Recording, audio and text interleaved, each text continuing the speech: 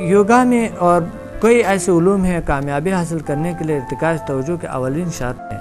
زندگی کے کسی بھی شعبے سے آپ منسلک ہو، کامیابی کے حصول کے لیے آپ کو بے پناہ جدوجہد، کڑی اور گھٹن عمل سے گزرنا پڑتا ہے، اور یہ حصول تب ہی ممکن ہوگا جب آپ اپنی ساری جسمانی اور دماغی صلاحیتوں کو بروئے کار لائیں گے۔ دماغ کو بہترین صلاحیتوں سے مزین کرنے کے لیے ایک راستہ ہے اور اس کا نام ہے ارتکاز توجہ۔ لیکن یاد رکھیں کہ ذیل مراقبے میں ارتکاز توجہ کی ضرورت نہیں ہے، بلکہ ایک اچھی ذیل مراقبے کے استاد کی ضرورت ہے جو کہ آپ کو زحمت، محنت اور مشقت کے بغیر آپ کی توجہ کو منٹوں میں مرکوز پر لے جائیں۔ ذیل مراقبے میں ذیل مراقبہ کا ماہر اپنی ذیل توانائیوں کے ذریعے آپ کے منتشر صلاحیتوں کو اکٹھا کر کے ایک نقطے پر لاتا ہے۔ یوگیوں پر سائنسی تجربات۔ سائنٹیفک علوم کے مطابق دماغ اور ذہن دنیا کا سب سے بڑا کمپیوٹر ہے۔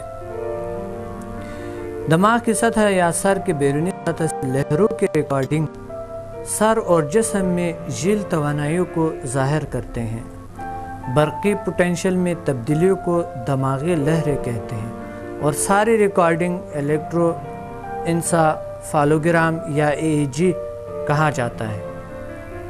ذیل سائنس اس کو اور طرح سے بیان کرتے ہیں، لیکن یہاں میں مادی سائنس کی روح سے بیان کر رہا ہوں جو کہ بالکل حقیقت کے قریب ہے۔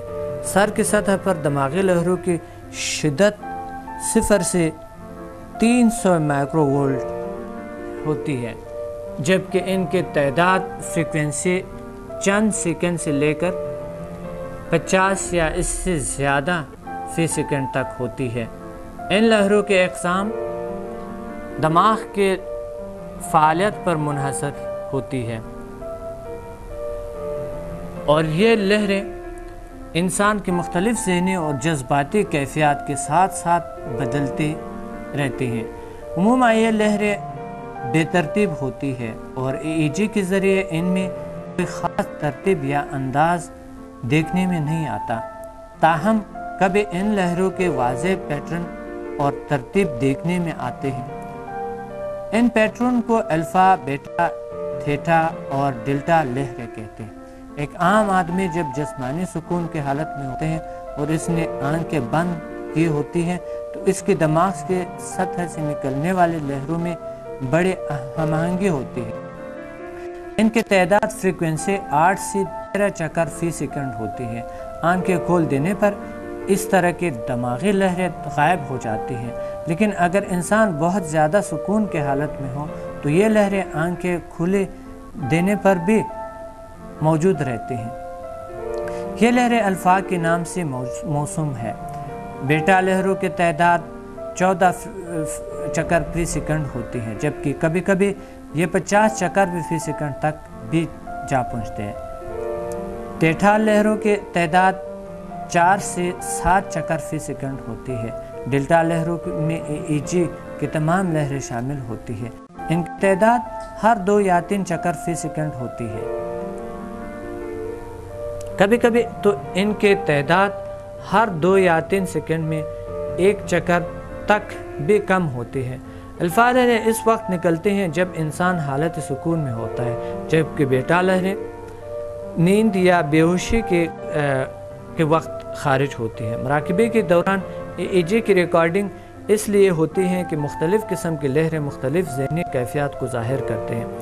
ایک جاپانی ڈاکٹر نے 1957 میں ایک یوگی کے دوران مراقبے کی EEG ریکارڈنگ کی اور بعد ازاں اس ریکارڈنگ کا ایک عام آدمی کی ریکارڈنگ کے ساتھ موازنہ کیا۔ عام آدمی کے آرام کے وقت EEG یوگی کی سے ملتے تھے۔ 8 منٹ بعد یوگی نے الفا لہروں میں اضافے کا مظاہرہ کیا، جبکہ اسے دوران عام آدمی کے لہروں کے پیٹرن میں کوئی تبدیلی واضح نہیں ہوئی۔ 1960 میں ڈاکٹر آنند اور اس کے ساتھیوں نے اس میں مزید تجربات کیے۔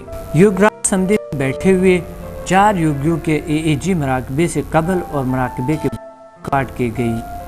چاروں یوگیوں میں سکون کے دوران الفا لہریں ریکارڈ کی گئی ہیں۔ مراقبے کے دوران بھی یہ لہریں اسی طرح برقرار رہے اور ان کے طوالت میں مزید اضافہ ہو گیا۔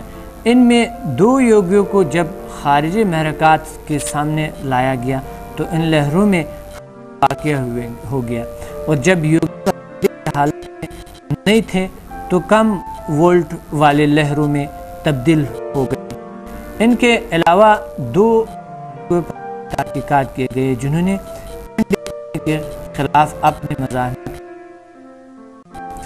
یہ دونوں یوگی پورس تک ٹھنڈے پانی میں بغیر کسی بے آرامی کے 45 اور 55 منٹ تک اپنے ہاتھ ڈوبے ہوئے رکھے اور کامیاب ہو گئے۔ ٹھنڈے پانی میں ہاتھ ڈوبنے سے پہلے اور اس کے دوران ان کے EEG ریکارڈ کی گئی تھی۔ EEG ریکارڈنگ سے ثابت ہوا کہ پانی میں ہاتھ ڈوبنے سے پہلے اور ڈوبے کے دوران بھی ان الفا لہروں کا اخراج بدستور یکساں رہا۔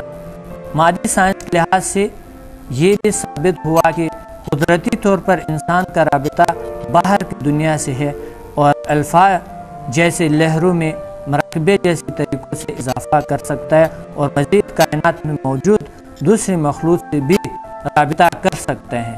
ناظرین، افلاطون نے کئی ہزار سال پہلے کہا کہ یہ دنیا ہماری ذہنی پیداوار ہے اور جیسے ہم سوچتے ہیں یہ بن جاتے ہیں۔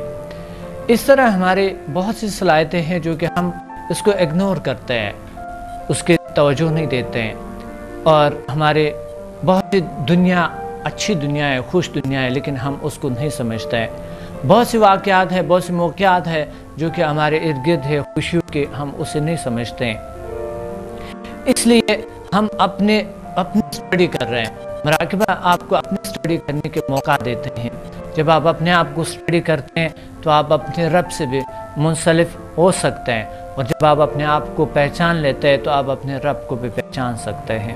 تو ہمیں چاہیے کہ ہم اپنی اسٹڈی کریں اور اپنے آپ کو جان لیں اور خودشناس ہو جائیں، تاکہ کائنات کے سربستہ رازوں کو جان سکے اور ہم مادی اور مشینی دنیا سے تھوڑا ہٹ کے ہم اپنی زندگی نیچرل اور قدرتی بنائیں۔ قدرتی زندگی کے لیے آپ میرے ساتھ رہیں، اور خوشیوں کے لیے آپ میرے ساتھ رہیں، اور ہیلتھ، ویلتھ اینڈ ہیپینس حاصل کرنے کے لیے آپ ہمیشہ میرے ساتھ رہیں۔